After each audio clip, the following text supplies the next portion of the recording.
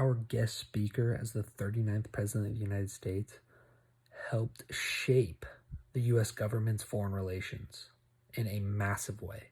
Good afternoon, I'm Zach Felger and I'm from Fort Wayne, Indiana, and for the past couple of years, I've had the pleasure of being Jimmy Carter's assistant, and I have learned so much from him.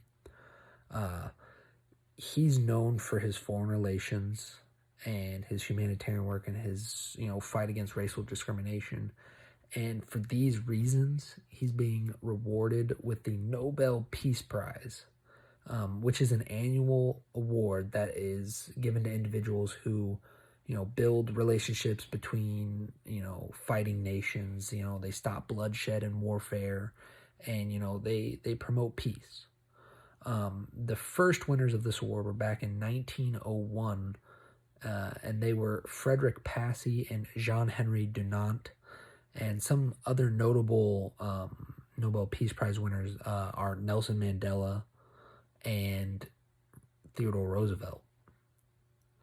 So the first thing I want to talk to you guys about is the Jimmy Carter's foreign relations and how he basically, when he was in office, he single-handedly during the Cold War, when we were fighting against, the Soviet Union, China, all these communist nations, he opened up our borders back with China and, reopened trade and established trade with them because, it was vital for us too.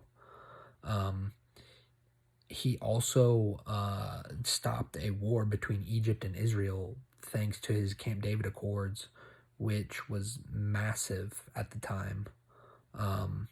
Post-presidency, his foreign relations primarily dealt with talking with North Korea and trying to get them to, disarm their nuclear weapons. His humanitarian work deals a lot. He built so many houses with Habitat for Humanity, so homeless people could have places to live, or, people who lost their homes in a natural disaster, had somewhere to live. He also does a lot of humanitarian work through his foundation, the Carter Center, which has the goal to, end human suffering and, advance, every human's rights, their God-given rights. And he also helps with fighting racial injustice.